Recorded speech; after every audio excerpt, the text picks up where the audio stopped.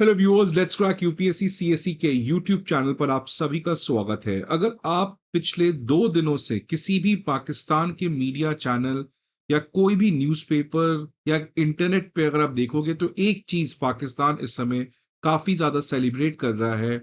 It is the successful training launch of फतह 2 missile system. तो आज फतह 2 मिसाइल सिस्टम को सक्सेसफुली लॉन्च करके पाकिस्तान की आर्मी जो है इस पूरे न्यूज को एक नैरेटिव की तरह चला रही है that this is going to be a lethal blow against India. आने वाले समय में फतह 2 मिसाइल सिस्टम और इनफैक्ट जो फतह मिसाइल सीरीज है जिसमें फतह 1, 2, 3 और 4 आने वाला मिसाइल सिस्टम जो है ये पाकिस्तान की एक बहुत ही state of art missile system है which can effectively target at any location within India. तो फतह 2 मिसाइल सिस्टम के बाद पाकिस्तान की आर्मी का मोटिवेशन इस समय काफी ज्यादा है। नो डाउट फतह 2 मिसाइल सिस्टम जो है वो रियली एक आधुनिक मिसाइल सिस्टम है। और एक और खास बात यह है कि पाकिस्तान ने इसको इंडिजिनसली डेवलप भी किया है। डिफेंस सिक्योरिटी एशिया करके जो एक मैगजीन है उसमें इस चीज को कवर किया गया है कि कैसे ये पाकिस्तान का इंडिया के against precision strike deterrence ensure कर सकता है। बिकॉज फतह 2 मिसाइल सिस्टम जो है उसकी सबसे खास बात क्या है कि एक प्रिसीजन मिसाइल है। मतलब it can hit at the pin point location with excellent amount of accuracy. ये जो फतह 2 मिसाइल सिस्टम है ये पाकिस्तान की indigenous Fatah family of guided multiple launch rocket system and precision surface to surface missile है। मतलब ये सरफेस से लॉन्च करके किसी भी सरफेस के ऊपर आप उसको अटैक कर सकते हो। फॉर एग्जाम्पल इंडिया में पाकिस्तान इसको यूज कर सकता है in attacking hours logistical hub, command centre, air bases, forward ammunition concentration. इससे पाकिस्तान की एयरक्राफ्ट पेनिट्रेशन की रिक्वायरमेंट जो है वो काफी कम है। मतलब अगर आपको मिसाइल के थ्रू किसी भी इंडिया के अंदर टारगेट को डिस्ट्रॉय करना है तो पाकिस्तान इसको पहले एयरक्राफ्ट से करना चाहता था, लेकिन अब पाकिस्तान में एक डॉक्ट्रिनल शिफ्ट आया है। खासकर ऑपरेशन सिंदूर के बाद अब पाकिस्तान जो है वो प्रिसिजन मिसाइल्स के थ्रू इंडिया के अंदर डीप इनसाइड लोकेशंस के ऊपर अटैक करना चाहता है without relying on aircraft rather on these precision surface to surface missiles. ये फतह 2 मिसाइल सिस्टम की जो रेंज बताई जा रही है वो 290 किलोमीटर टू 400 किलोमीटर है। 7.5 मीटर लॉन्ग ये मिसाइल है और इसमें एक बहुत ही हैवी पेलोड मतलब इसकी जो एक्सप्लोसिव कैरिंग कैपेसिटी है वो भी काफी ज्यादा है एट 365 केजी। मैक 2 या ज्यादा के स्पीड से ये ट्रैवल कर सकता है which means it is supersonic in nature. बहुत ही ऑपरेशनल मोबिलिटी इसकी हाई है बिकॉज ये ट्रक माउंटेड लॉन्चर्स के ऊपर चलता है। तो इसकी लोकेशंस को आप आसानी से चेंज कर सकते हैं किसी भी वॉर के समय, जिससे ये काफी एडवांटेजेस पोजीशन पे आ सकता है। और क्यों ये प्रिसिजन मिसाइल है, क्यों ये एग्जैक्टली पिन पॉइंटेड एक्यूरेसी के साथ एनिमी साइट्स को अटैक करता है, बिकॉज ये सैटेलाइट के नेविगेशन पे रिलाई करता है और साथ ही साथ इसके अंदर इन बिल्ट नेविगेशन सिस्टम भी है। और ये दोनों जब तक ओवरलैप नहीं करते तब तक ये मिसाइल उस पर्टिकुलर सरफेस के ऊपर अटैक नहीं करता है। और इसकी वजह से इसकी जो एक्यूरेसी है वो रियली काफी ज्यादा पॉजिटिव या रियली काफी ज्यादा अच्छी बताई जा रही है। और ये प्रिसिजन वॉरफेयर में पाकिस्तान का एक बड़ा डेवलपमेंट है। और इनफैक्ट ये पाकिस्तान की जो नई लॉन्च की गई है आर्मी रॉकेट फोर्स कमांड, इसकी भी क्रेडिबिलिटी काफी ज्यादा यहां पर बढ़ते हुए दिख रही है।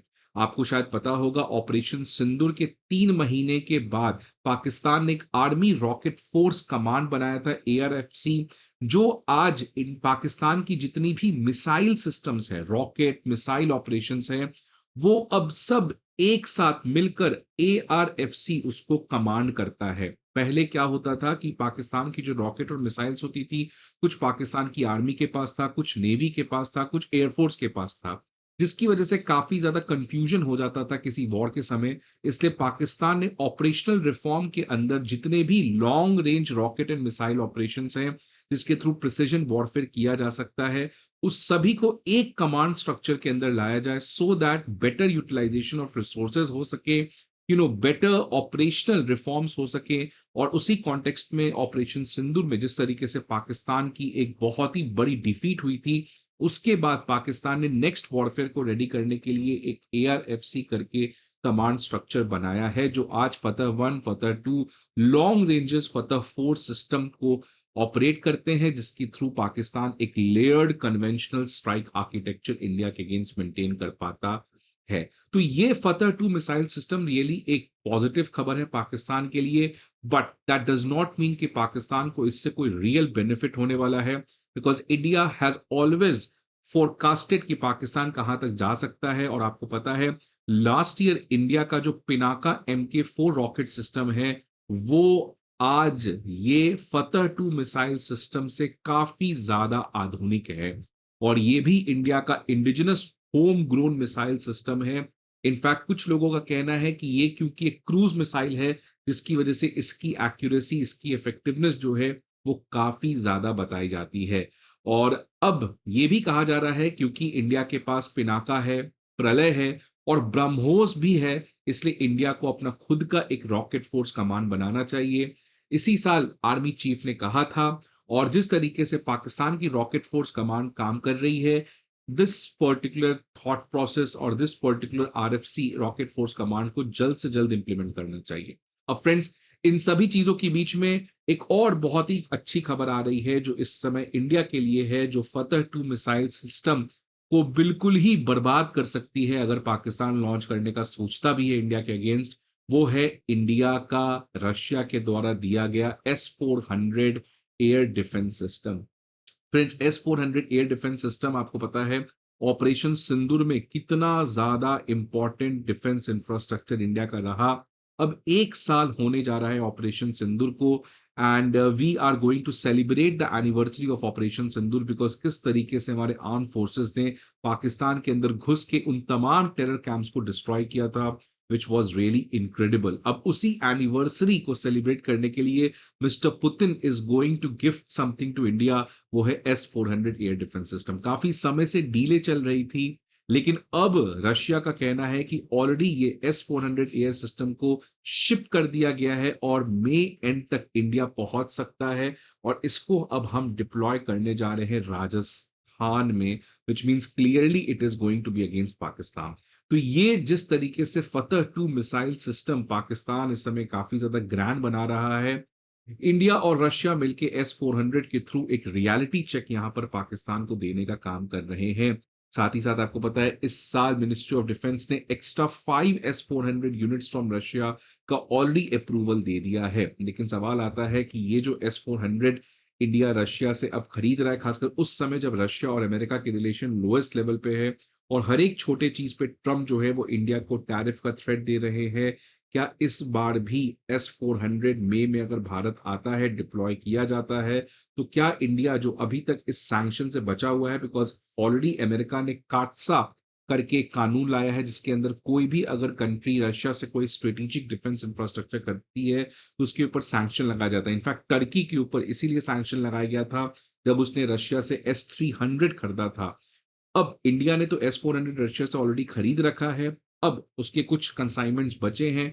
पहले अमेरिका रशिया के अमेरिका इंडिया के ऊपर सैंक्शंस नहीं लगाता था, but whether India is going to get relaxation this time, that does not remains sure, because जिस तरीके से आज अमेरिका रशिया की हालात है, शायद इंडिया के ऊपर भी सैंक्शन का थ्रेट हो सके, but still India is going ahead with S-400। तो फ्रेंड्स, इसका एनालिसिस करना भी जरूरत है, ये बहुत ही एक स्मार्ट डिप्लोमेसी है। देखिए, एक तरफ जब अमेरिका ने कहा ईरान से तेल मत खरीदो, हम नहीं खरीदें, वेनेजुएला से तेल मत खरीदो, नहीं खरीदें, बट जब अगर रशिया की बात आती है कि रशिया से डिफेंस मत खरीदो, हम खरीद रहे हैं। तेल ऊपर नीचे होते रहता है, वो डिपेंड करता है प्राइस के ऊपर, बट स्टिल रशिया से हम तेल खरीदते हैं, हमारा ट्रेड होता है।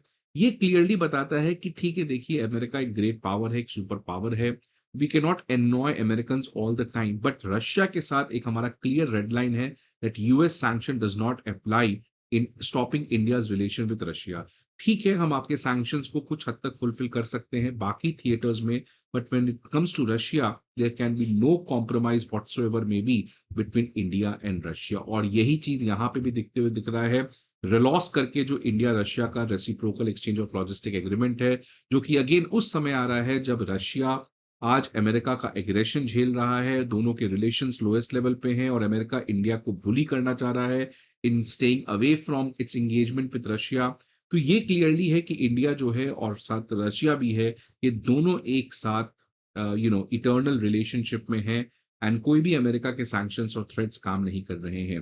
बट एक बात तो क्लियर है कि India is ready for Pakistan's madness, because सबको पता है पाकिस्तान की इकोनॉमी की हालत खराब है, पाकिस्तान की मेडिएशन फेल हो चुकी है, ईरान और अमेरिका के बीच में Pakistan has nothing now left और इसीलिए पाकिस्तान डोमेस्टिक ऑडियंस को डिस्ट्रैक्ट करने के लिए will try to create problems with India. और आप देख सकते हैं काफ़ी समय से पाकिस्तान के द्वारा इस तरीके के वेग स्टेटमेंट, मिलिट्री का इस तरीके से ग्रैंड थंपिंग अपने मिसाइल रॉकेट लॉन्चर्स को टेस्ट करके, इसलिए इंडिया को जल्द में एक तरीके का रॉकेट फोर्स कमांड बना देना चाहिए।